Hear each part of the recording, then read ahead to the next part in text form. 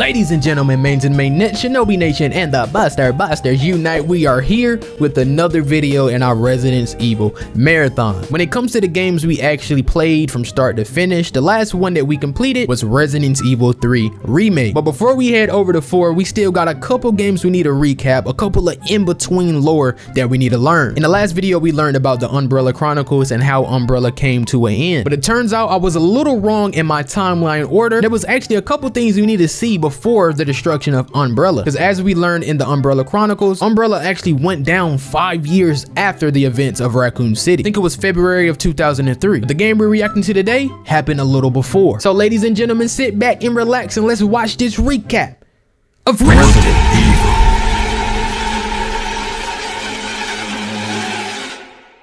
I never even heard of this one, man, but yeah, ever since I've been getting into this game, I've been looking up chronological orders and stuff, and yeah, there was a lot of games I didn't even know of, and this is one of them, so let's check it out. Released by Capcom in the year 2000 on the Sony PlayStation, Resident Evil Survivor would be a side story installment for Resident Evil done entirely as a first-person shooter.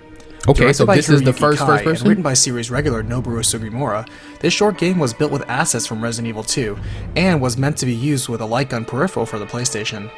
For story, we are introduced to a new protagonist that would only appear in this adventure, though it is a canon story that ties to the rest of the main franchise. It is canon. For gameplay, combat and exploration is entirely into first person, with an emphasis on gunplay and almost none on puzzles or exploration. There is unlimited inventory space as well as ammunition for the pistol, though there is still limited health and special ammunition to promote some sense of survival. I couldn't find this one. I wanted to at least find it, play it for myself, and then recap it. I couldn't find it, couldn't emulate it nowhere, so we just got to watch this recap. Although the game is relatively short, it offers multiple choices of routes, so there is some replayability. The story only gets large from here, so let's cut it down to size with a recapitation. Let's get it. The game takes place 4 months after the Raccoon City outbreak disaster. So this is 4 months after. Against each other. One man falls from the helicopter he's clinging to, and another man miraculously survives the ensuing helicopter crash. He gets up with a throbbing headache and no memory of anything, but with gun in hand he somehow remembers he must survive an outbreak that occurred here. He comes across the body of the man who fell earlier and sees these clutching dog tags that say Thompson on them, but a zombie coming up from behind him forces him to focus on escaping danger first. Seeing he's in some sort of Umbrella facility, he reads reports sent in from Nikolai, the Umbrella private military commander and observer from Resident Evil 3, and learns of the earlier biohazard outbreak in the Spencer Mansion and Raccoon City. A similar outbreak is occurring now as the man must fight against infected zombies, dogs, spiders, and lickers to progress. So who is this? He answers a phone call in which the caller calls him Vincent and accuses him of being a murderer, forcing the man to think his name must be Vincent, but wondered who he killed. He's unknowingly being watched by another man in a control center who is keen to make sure Vincent doesn't escape, but sees Umbrella has already sent a cleanup crew for the current incident. The man sends one of the T-103 mass production model tyrants after Vincent, who is back to a wall trying to fend it off. The Umbrella crew now arrives, rappelling down and are firmly committed to their mission of cleansing the city, including Vincent, though they use very humanoid BOWs themselves called Undertakers. In addition, Vincent is now under fire from another man who has some sort of personal vendetta against him and claims Vincent is responsible for this whole mess, leaving him to deal with the Hunter BOW.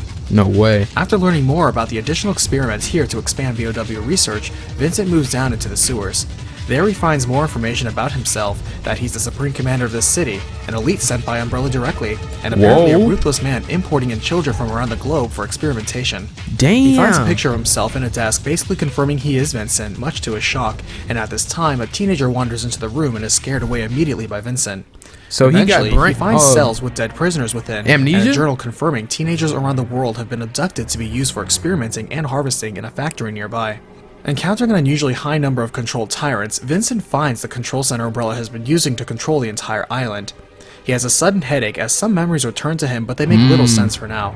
Taking the elevator up to the 13th floor, he finds a large office, wherein he sees a normal kid on a security monitor and calls out to him.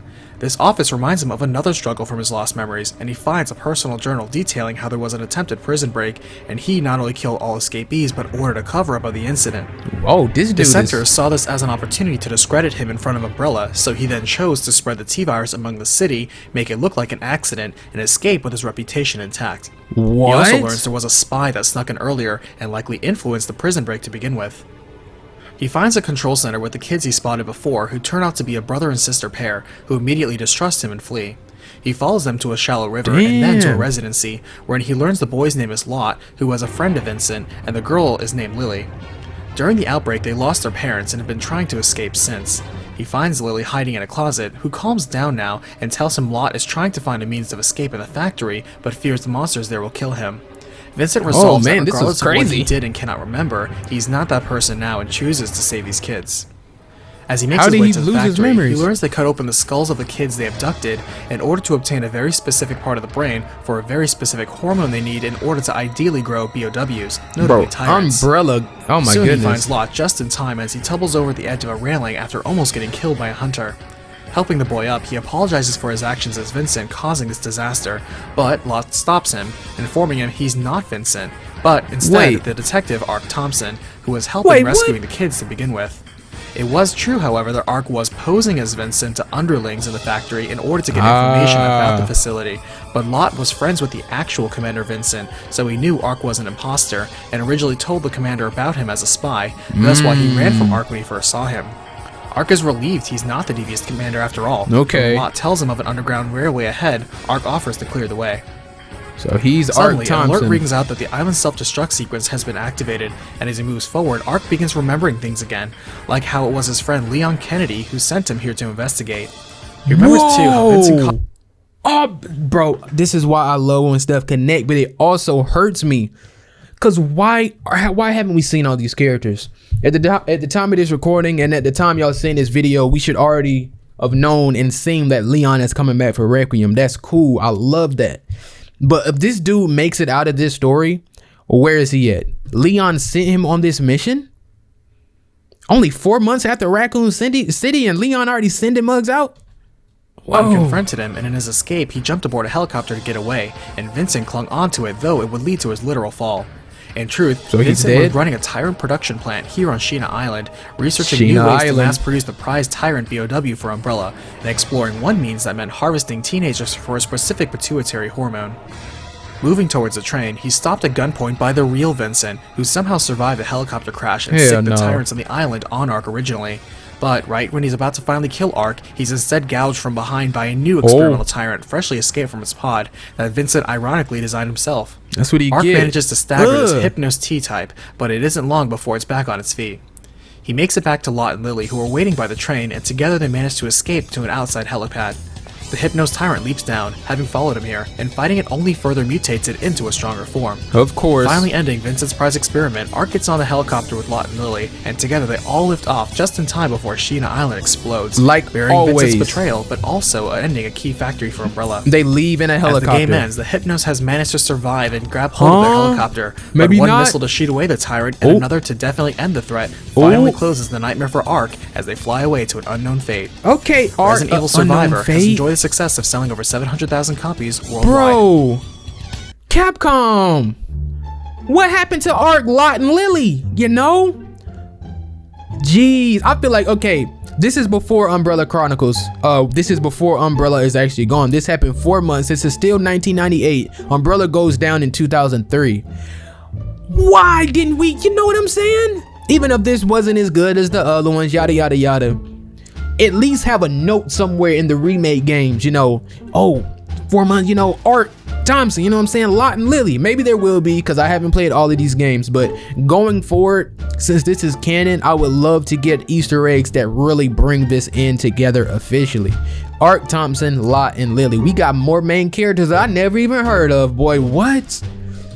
And now it makes more sense now that we're seeing Umbrella take more hits, you know what I'm saying? When we react to Umbrella Chronicles, when we saw the fall of Umbrella, you know, that 5-year gap, stuff was happening in the middle, you know what I'm saying? This being one of them, just 4 months after Raccoon City. And I think the next big event that happens after Raccoon City is Code Veronica. So that's probably going to be another hit to Umbrella still before it actually falls in 2003. So yeah, like I said in the beginning, I kind of had the order mixed up. Thought Umbrella Chronicles was after 3. Technically it is, but we got some middle lore to think about. So hopefully we can still piece it together. It's not too crazy right now. I don't know how, you know, far and deep this lore is gonna get, but so far it's been pretty easy to piece together, even if we're kind of, you know, out of order at times. I found these cutscenes right here. I probably want to play all of them. It's only 30 minutes worth of cutscenes.